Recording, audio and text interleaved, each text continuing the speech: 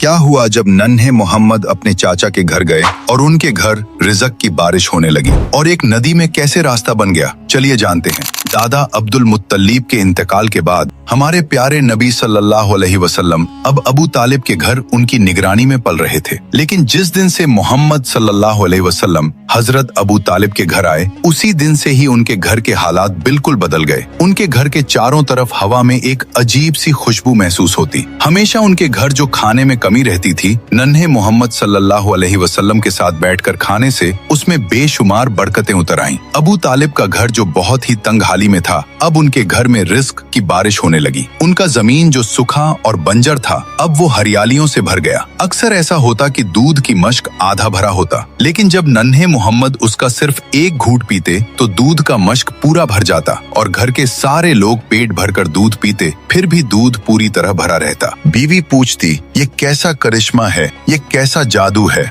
हजरत अबू तालिब बोले, ये कोई करिश्मा नहीं, ये मेरे भतीजे मोहम्मद की बरकत है। अबू तालिब जब बच्चों को मोहम्मद सल्लल्लाहु अलैहि वसल्लम के साथ खेलते देखते तो उनके दिल में एक अजीब सा सुकून का एहसास होता। वो अपने दिल ही दिल में कहते, ये बच्चा अजीब है, अल्लाह ताला इस बच्चे को किसी बड़े काम के लिए तैयार कर रहा है। वैसे तो दादा हजरत अब्दुल मुत्तलिब का साया उठ चुका था, लेकिन उनके इंतकाल से पहले की वसीयत पूरी हुई। अबू तालिब ने उस वक्त से हुजूर सल्लल्लाहु अलैहि वसल्लम को अपने बेटे की तरह पाला और उनके लिए अपना सब कुछ कुर्बान करने को तैयार थे। और इस तरह नन्हे मोहम्मद की परवरिश अबू तालिब के घर होती रही। जब आप सल्लल्लाहु अलैहि वसल्लम की उम्र 10 साल हुई तो आप अपने चाचा जुबैर के साथ यमन की तरफ सफर के लिए निकले। गर्म रेगिस्तान की हवाओं में काफिले के कदम धीरे धीरे यमन की तरफ बढ़ रहे थे, लेकिन रास्ते में एक अजीब वाकया हुआ। एक वादी में एक ऊंट लोगों को गुजरने से रोक रहा था। जब उस ऊंट ने आपको देखा तो अपना सीना जमीन पर रगड़ने लगा, तो आप अपने ऊंट से उतरकर उस ऊंट पर सवार हो गए और जब वादी के दूसरे तरफ पहुंचे तो आपने उस ऊंट को छोड़ दिया। जब आप काफिले के साथ सफर से वापस लौटे तो देखा कि वो वादी पानी से भर गया है। आपने काफिले वालों से कहा, सारे लोग मेरे पीछे पीछे आ जाओ। जब आपने उस वादी में अपना पहला कदम रखा,